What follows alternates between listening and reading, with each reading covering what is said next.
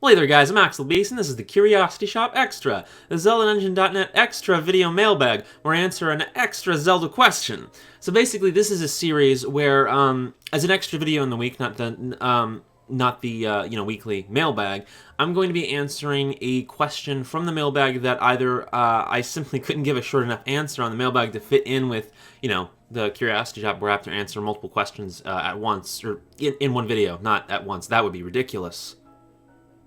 But also, and there might be some other reasons. Like, for example, in the case of the question I'm answering this week, it's about the dungeons in Breath of the Wild or the Divine Beasts or whatever. And when I recorded the mailbag this week, I could not answer that very well because I'm still playing Breath of the Wild and hadn't done a Divine Beast yet. But I have now. I was going to answer the second question the same person gave me about the Blight Ganons, but I forgot to. So we're just doing this. We're just going to answer both of them. They're related anyway, so what the heck. And this will be a good video series. I mean, tell me what you guys think of this, but this will be a good way for me to do a couple extra videos a little more often than I ordinarily would, because obviously I do the mailbags, and that's one thing.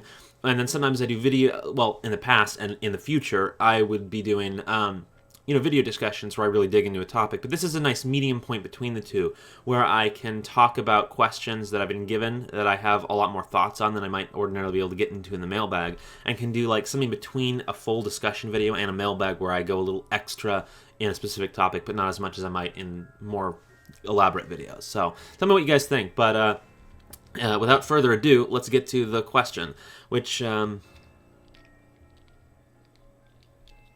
smooth. Dualmark asks, what did you think of the Divine Beasts from Breath of the Wild? Do you think they should have stuck with more traditional dungeons with unique looks and gimmicks? Okay, so Breath of the Wild was a game that was distinctly trying to, get away from traditional stuff, which I don't blame them for, but I definitely think they lost some stuff I liked along the way and introduced some cool new stuff to replace it. So there's definitely a mixed bag for me with Breath of the Wild in terms of doing some stuff I like a lot that no other Zelda game does, as well as missing some stuff that I really liked. That said, I think Breath of the Wild is a very tightly designed game, and most of the things that even I don't prefer about it are very much at home in Breath of the Wild.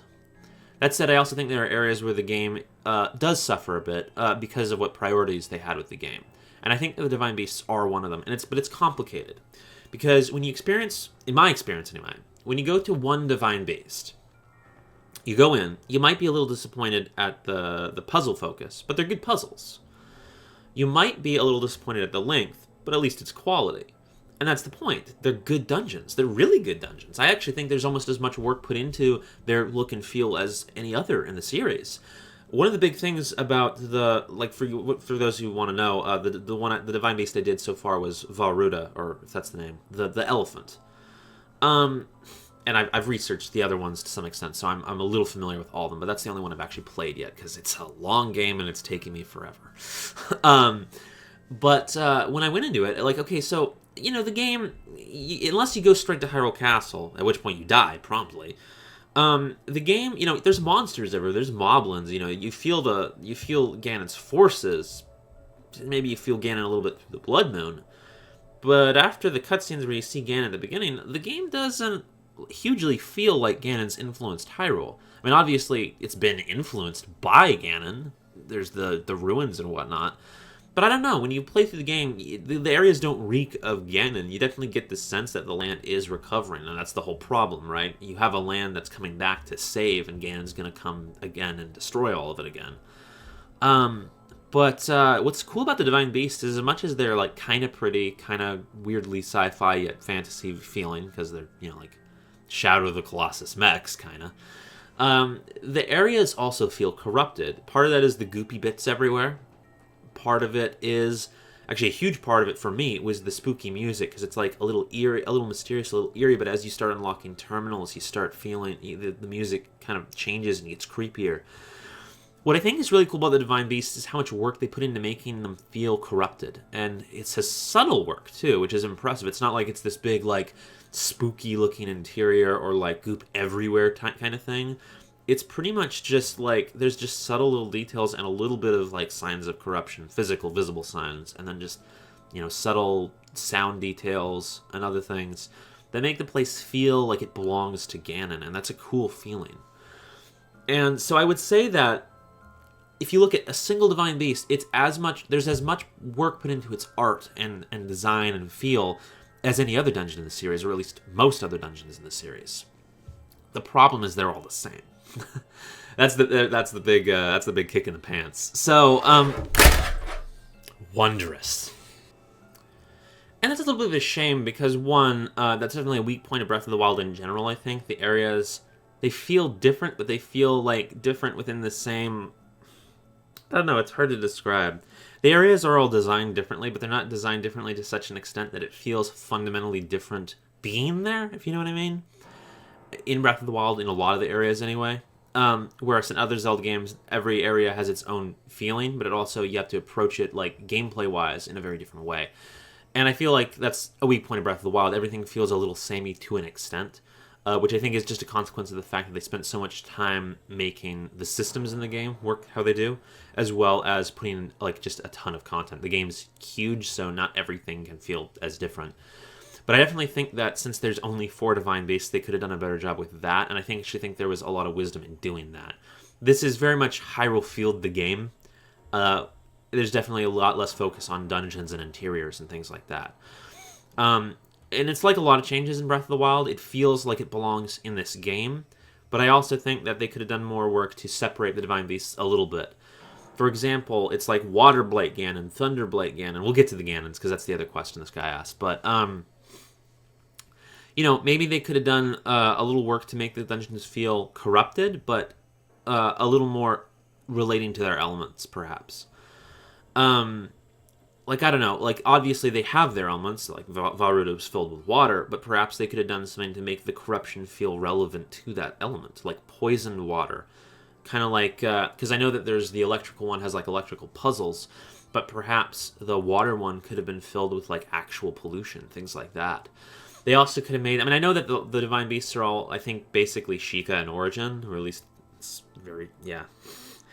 But they still could have done maybe something to make them feel more relevant to the individual races. Or, I don't know, there's a lot of things they could have done. They even could have been really cheeky about it, and maybe the story could have been changed a little bit so that not only did I almost called them Guardians, the champions pilot the Divine Beasts, but perhaps they actually lived in them, so maybe each of the Divine Beasts could have been, like, designed so that it felt like that champion lived there, like it was their home or something. I don't know, there's a lot of ways you could have done it to not change the Divine Beasts that much, but to make them feel a little more distinct from one another, and I think that actually would have been a cool idea.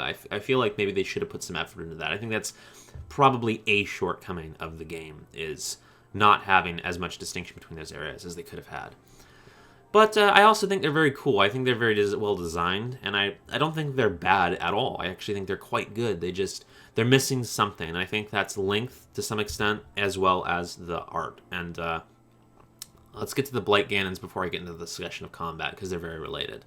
So Dualmark also asks, and the Blight Ganons, love them or wish we got bosses that didn't look similar? Okay, so I actually feel almost the opposite about this. The Blight Ganons look similar, obviously. They have, similar color schemes, similar concept. They're all, like, little bit biological, but mostly mechanical monsters, and they're very creepy. But their designs are fundamentally different. I think of Majora's Mask, which, as I think I've said, is a game where the dungeons feel like they belong together, like they feel like they serve a similar purpose. But where the bosses had the same thing going on. They were masked monsters, but almost none of them were masked monsters. So Odawa shows up when you're playing Majora's Mask, and it's like, oh wow, so it's a big masked warrior monster guy. Oh, that's cool. And you realize when you get his remains that all the bosses are going to be masked. Okay, cool. This is awesome. This is an interesting idea. And then, yeah, okay, so you still get a mask from the bosses, but with the possible exception of whatever. And not even then necessarily. All the bosses, their masks were their face. And I think that's a little unfortunate. I think it would have been cooler in Majora's Mask. This is one of the few things I'll complain about in the game. If the bosses had actually had looked more masked than they do. And the Blight Ganons, I feel like they manage that. I feel like, okay, so in this is a game like Twilight Princess had this a bit too. All the bosses had sort of like a related origin, and they were either corrupted by the Fused Shadows or the Twilight Mirror Shards. Mirror of Twilight Shards. Got to get the name exactly right. And the Blight Ganons are cool because they're very different designs, but and maybe they could have been a little more different looking. Like it's the same way as before. Maybe they could have felt a little more like their element. Like, you know, you get what I'm saying. They could have made them look a little more distinct. But I like the idea that they had an idea for why there was something corrupting these divine beasts. It wasn't just like, oh, well, okay, the divine beast is corrupted. There's this random monster guarding it. I like the random monsters, but in Breath of the Wild specifically, I'm not sure they would have fit. And I think the Blight Ganons are a really cool addition. It's like when you're trying to do a specific Zelda game where the dungeons serve a specific purpose instead of a more general one, or they're very different and you go to them for different reasons. When you're going to all the dungeons for the same reason, and all the dungeons are similar areas like temples or divine beasts, and it sort of makes sense to have a unified issue going on, and I think that the Blight Ganons really serve that. And the fights are very different. The only issue I might have with them is sort of relating to the divine beasts is the separation of puzzle and combat, which I think is unfortunate because while I think that any Zelda game should have some variety in what the bosses do or how you have to approach them, puzzle-centric bosses, combat-centric bosses, ones that are balanced, I think that the best balance, if you're going to do all the bosses a certain way, or if you're going to do them, most of them a certain way, or lean a certain way anyway, I feel like the best balance isn't the thing that happened a lot in Twilight Princess and the Wind Waker, where, you know, the first phase is just, oh, well, here's a puzzle, figure it out, and then do it 3 times, even though you've already figured it out. And then maybe you have a second phase where you fight them, or maybe it's just more of the puzzle or whatever. Or maybe there isn't a second phase. I feel like the best way to do it is if you're going to have a puzzle element, make it that the boss's weak point is a little hard to figure out. That's the puzzle. How do you hurt it? But once you hurt it, that's the fight.